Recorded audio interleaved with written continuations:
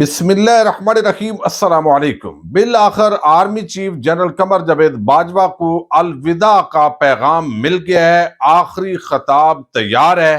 رات گئے حکومتی وزراء نے آرمی چیف تقرری کی سمری کے ساتھ جو کھیل کھیلا ہے، جی ایچ کیو کو بالآخر مداخلت کرنی پڑی ہے۔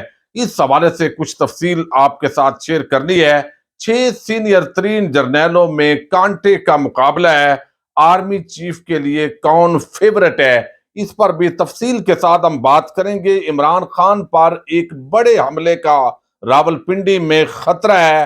اینکر عمران ریاض خان نے چونکا دینے والا انکشاف کر دیا ہے۔ یہ کیا سٹوری ہے، اس سے ہم آج کی ویڈیو کا آغاز کریں گے۔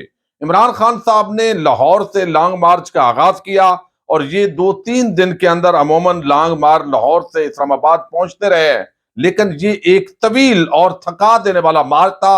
حکومتی اعصاب بھی جواب دینے لگے، سیکیورٹی کا بندوبست اسلام آباد میں بڑھا دیا گیا، رانا ثناء اللہ کو میدان میں اتارا گیا جو بڑی بڑی بڑکیں لگا رہے تھے، لیکن ساتھ ہی جو ہے وہ دھمکیاں بھی دی جا رہی تھی۔ اسی ماحول میں وزیر آباد میں آپ نے دیکھا جس طرح عمران خان پر قاتلانہ حملہ ہوا، وہ زخمی ہوئے، اللہ تعالیٰ نے ان کی جان کو محفوظ رکھا، لیکن وہاں پر ایک اور ورکر معظم گوندل، اس کی ڈیتھ ہو گئی۔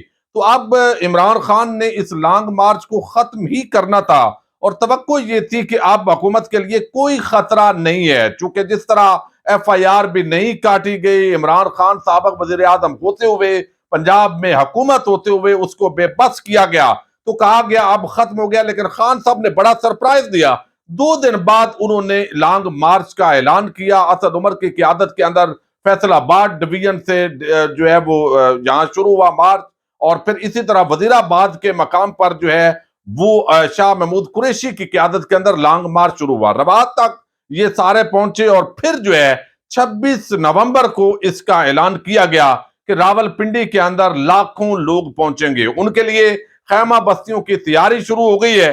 لیکن اب جو ہے یہ خدشہ تھا کہ شاید عمران خان پر دوبارہ حملہ نہیں ہوگا، لیکن عمران خان کی جو مقبولیت ہے اس سے سب خائف ہیں۔ عمران خان کو راستے سے ممکنہ طور پر ہٹانا شاید یہاں پر ضروری ہو گیا ہے۔ یہ ایک بڑا خوفناک انکشاف ہے اور انفارمیشن کی بنیاد پر جو ہے عمران ریاض خان نے خبردار کیا، اور میں سمجھتا ہوں کہ اگر اس تمام ایجنسیز کی معلومات کے باوجود کوئی اس طرح کا جو ہے وہ وقوع ہوتا ہے تو یہ بہت بڑا سوالیہ نشان بھی ہوگا، اور پھر کون اس پورے معاملے کا عمران خان پر حملے کا بینیفیشری ہوگا، یہ بھی بڑا دیکھنے والا معاملہ ہے۔ بجائے اس کے کہ صاف اور شفاف الیکشن کی طرف بڑھا جائے تو یہ تو بہت ہی جارحیت ہوگی کہ ایک مقبول ترین لیڈر کو اس طریقے سے اڑایا جائے۔ پھر دشمن ایجنسیز وہ بھی اس طرح کے ماحول کے اندر اپنا کھیل ضرور کھیلتی ہیں۔ عمران ریاض خان نے انکشاف کیا ہے کہ عمران خان کی جان کو شدید خطرہ ہے۔ ملک دشمن کرپٹ مافیا نے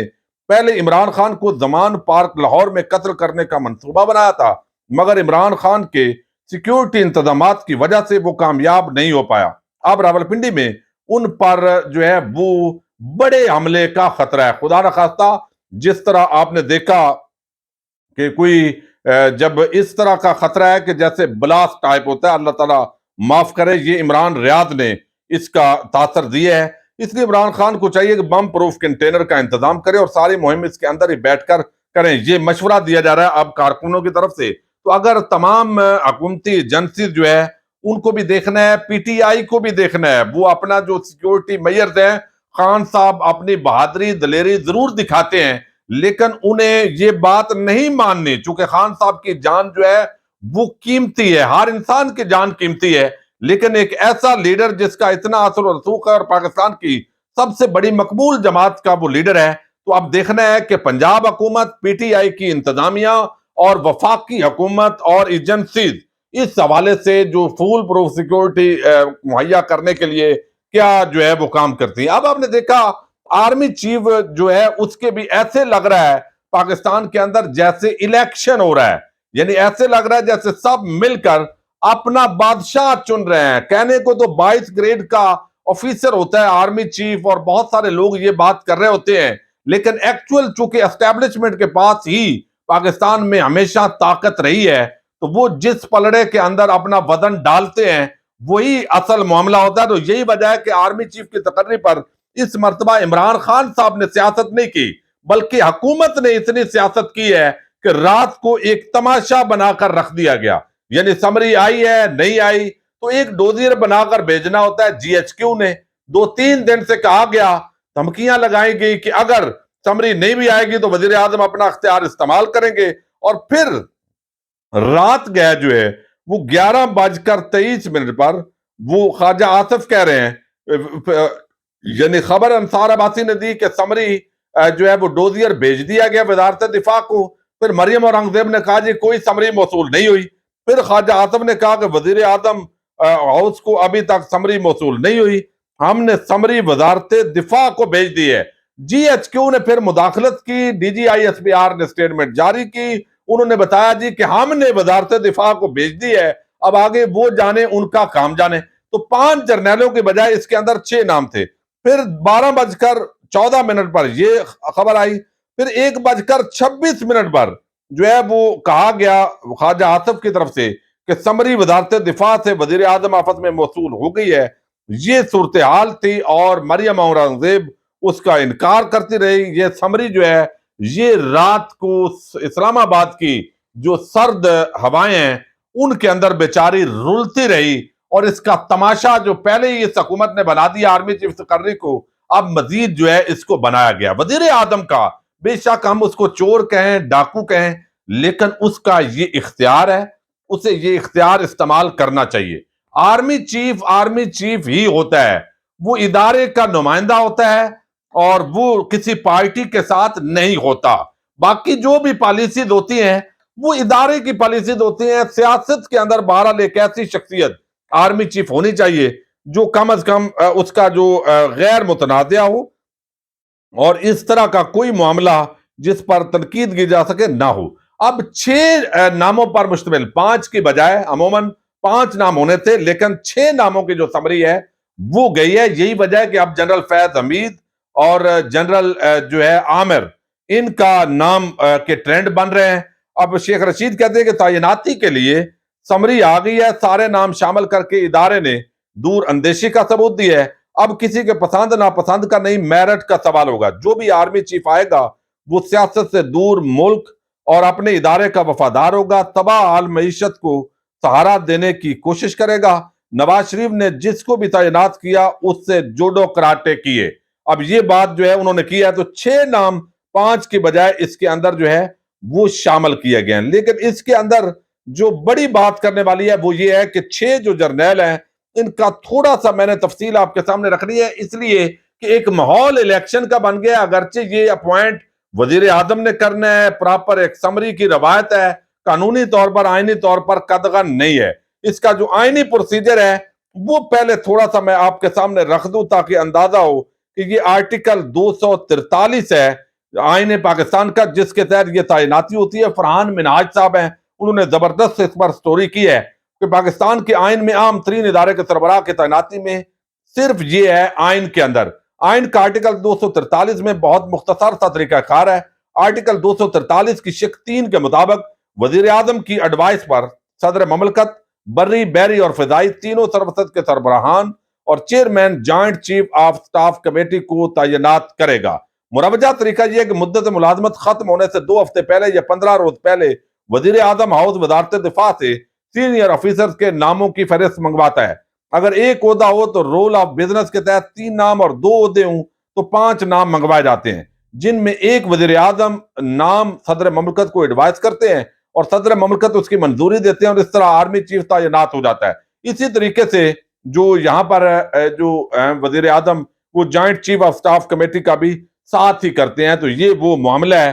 سمری آ گئی میڈیا، سمری نہیں آئی حکومت، سمری بھیج دی آئی ایس پی آر، یہ تماشا جو ہے وہ رات بھر ہوتا رہا ہے. اب جو 6 جرنیل ہیں مختصراً ان کے بارے میں تھوڑا سا آپ کو بتانا ضروری ہے کہ اب کون سے آرمی چیف کا جو ہے وہ پورا کن کے نام نکلتا ہے. لیکن اس وقت جو اگر حکومتی حوالے سے دیکھا جائے تو نواز شریف کے جو ذرائع ہیں ان کے مطابق جو فیورٹ ہیں وہ تو ہیں lieutenant general Asim Munir.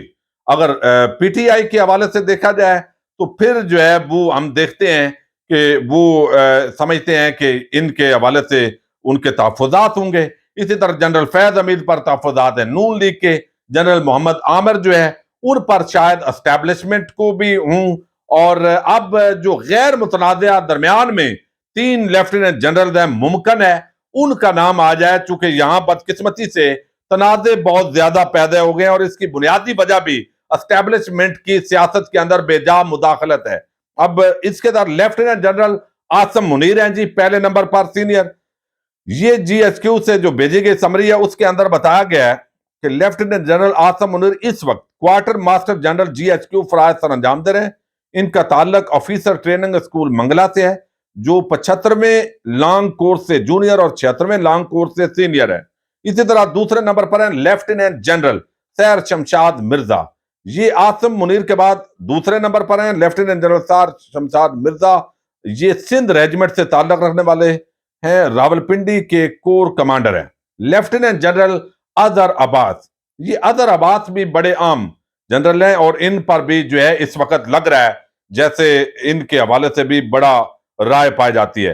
Baloch regiment से ताल्लुक रखने वाले lieutenant general Azhar Abbas seniority में आसम मुनीर और सैर शमशाद मिर्जा के बाद तीसरे नंबर पर हैं। वो इस वक्त फौज के आम तरीन उहदों में से एक यानी चीफ ऑफ जनरल स्टाफ के तौर पर तैनात हैं। लेफ्टिनेंट जनरल नोमान महमूद हैं, ये जी यहाँ पर चौथे नंबर पर हैं। सीनियरिटी की बुनियाद पर एक मजबूत कैरियर है। फौज में इन्हें खास तौर पर पाकिस्तान की मगरबी सरहद का माहिर माना जाता है। वो इस वक्त नेशनल डिफेंस यूनिवर्सिटी के सदर हैं। इससे कबल वो पिशावर के कोर कमांडर तैनात रहे हैं। लेफ्टिनेंट जनरल फैज हमीद, जिस पर नून लीग जो है उनको ज्यादा परेशानी होती है, हालांकि हमारे यहाँ किसी की भी फेवरेटिज्म नहीं होनी चाहिए। आपने देखा जब मफरूर जनरल यानी मफरूर जो नवाज शरीफ हैं वो जब फरार हुए तो उस वक्त उनकी रिपोर्टें वो कैसे बने। लेफ्टिनेंट जनरल फैज हमीद का ताल्लुक बलोच रेजिमेंट से है और वो core commander Peshawar Faraz sir अंजाम देते रहे और अब कोर कमांडर बहावलपुर हैं। लेफ्टिनेंट जनरल मोहम्मद आमिर, ये 6ठे नंबर पर हैं, कोर कमांडर गुजरांवाला खिदमात सर अंजाम दे रहे हैं और उन्होंने पहले जीएचक्यू में भी फराज सर अंजाम दिए हैं। मुख्तलिफ महादों पर इंसाफ की एक अच्छी जो है वो प्रोफाइल है, लेकिन देखना यह है कि जितनी हमारे मुल्क के अंदर बदकिस्मती से आर्मी चीफ की तैनाती पर सियासत हो रही है और जितनी लेट जो है वो डोजियर पहुंचा है और ये मामलात पिछले चंद दिनों के अंदर जो गंभीर हुए हैं, अब इससे जो है वो हम देख रहे हैं कि मामलात बेहतरी की तरफ नहीं जा रहे। और बहुत सारे लोग जो समझ रहे हैं कि इमरान खान जो है आर्मी चीफ तैनात हो जाएगा तो फिर तो मसले को नहीं, इमरान खान तो ठुस है, ये उनकी बड़ी गलतफहमी है। अगली वीडियो के अंदर कोई इसका हवाले से हम जिक्र करेंगे। इजाजत दीजिएगा, अल्लाह हाफिज।